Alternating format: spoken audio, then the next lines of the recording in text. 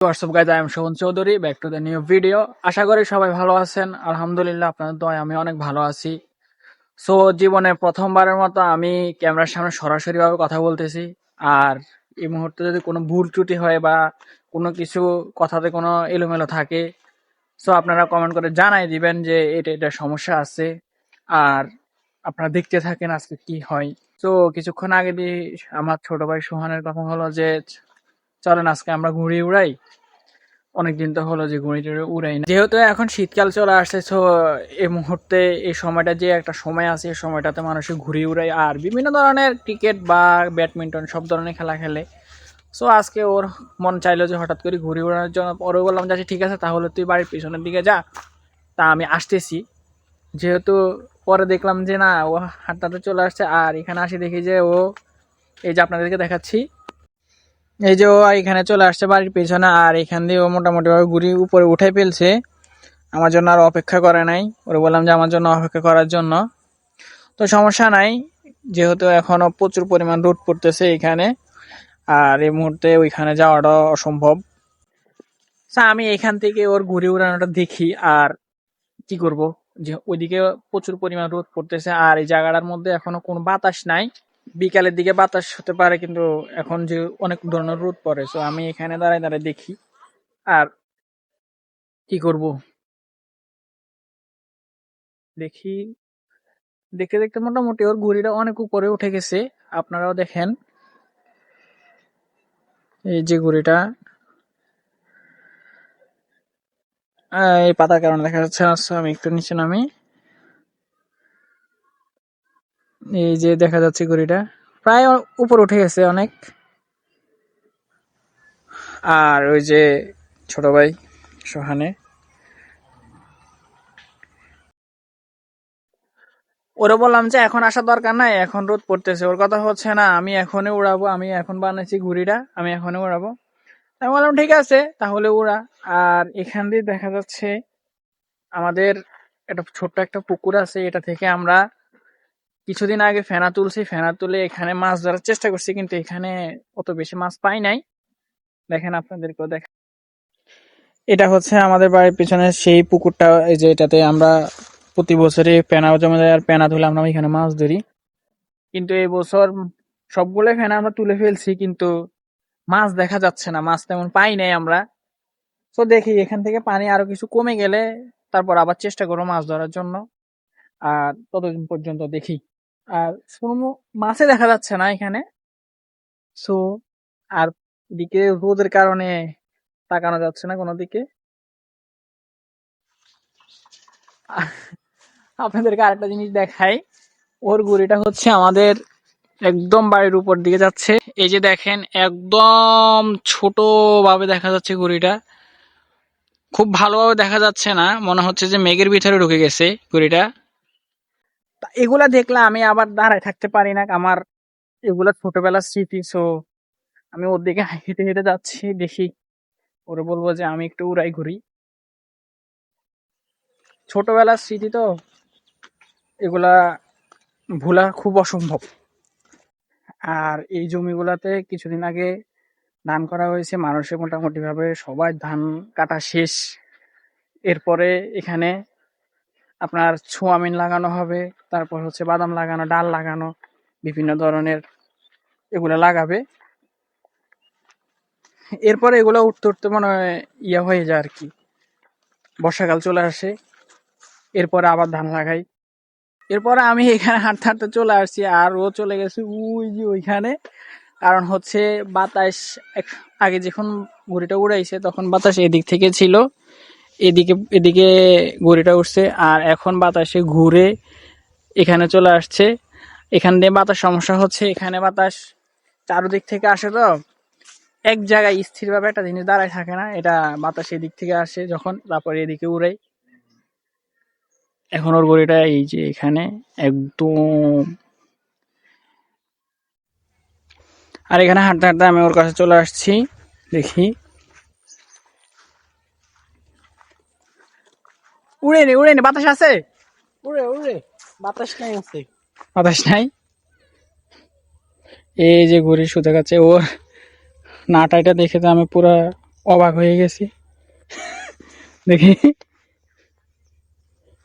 এক নাটাই স্পিডের বোতল দিয়ে বানাইছে মনে হয়। আর এই যে হচ্ছে ঘুড়ি।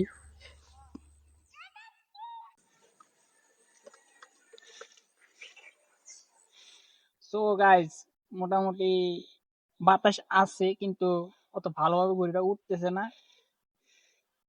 যার কারণে এই যে সুতা তেমন টানতেছে না ঘুড়িটা, বাতাসে একদমই কম বললেই চলে।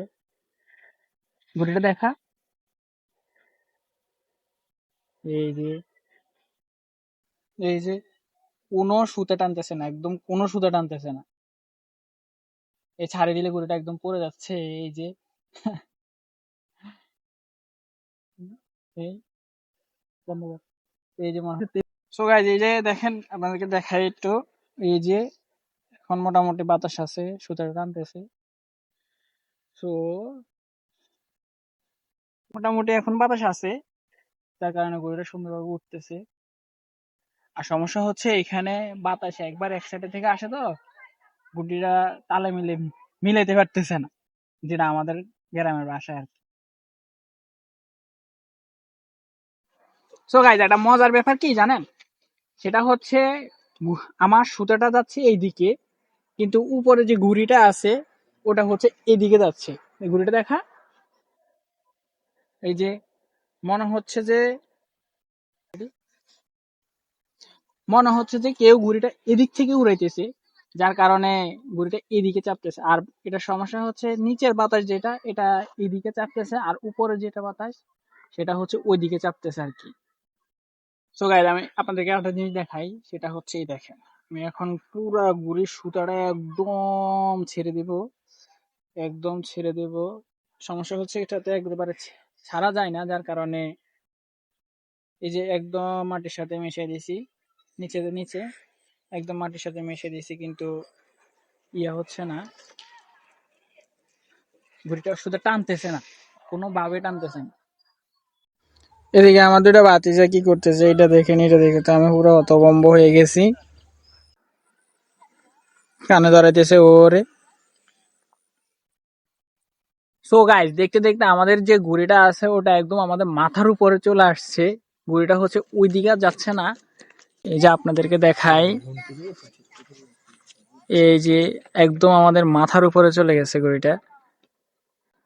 আর ছোট ভাই চলে গেছে এইখানে সহানে।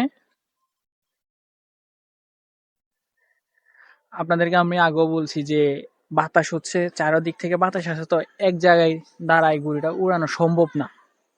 আর একটা মজার ব্যাপার হলো যে আমাদের যে ঘুড়িটা আছে এটা হচ্ছে পলি দিয়ে বানানো আর কি, কাগজের না, যার কারণে বাতাসের সাথে একবারে মিলতেছে না। সোহান, রোদ লাগে, হ্যাঁ। তো ওইখানে গেল, বাতাসে ওর সাথে মজা নিতেছে, মনে হচ্ছে যে একবার এখানে একবার ওইখানে। আর আপনাদেরকে তো বললাম যে প্রচুর পরিমাণ রোদ পড়তেছে এখন, শীতের মতো লাগতেছে না। এখানে ওর নাটা বটা দেখে আমি পুরো মুগ্ধ হয়ে গেছি। সুতা আয়নি, এদিকে দে, এদিকে দে, এদিকে দে ভাই। এই দেখ, শোনে দেখ,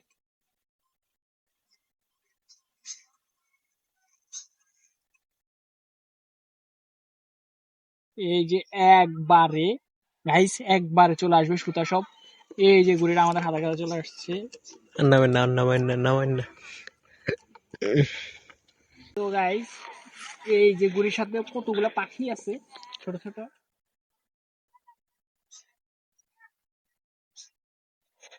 ওর হচ্ছে এটা ছোট, তো এই যে নাটার যে দাঁতটা আছে এটা ছোট, আর নাটাটা হচ্ছে আপনার বোতল দিয়ে বানানো, যার কারণে একদম পাতলা, সুন্দরভাবে ইয়ে করা যাচ্ছে না আর কি।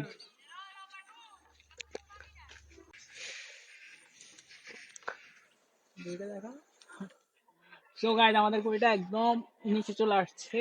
আর এই যে আমাদের ঘড়ি, এটা হলো আমাদের ঘুড়ি। ঘুড়ির একদম করুণ অবস্থা। আর এটা হচ্ছে আমাদের নাটাই।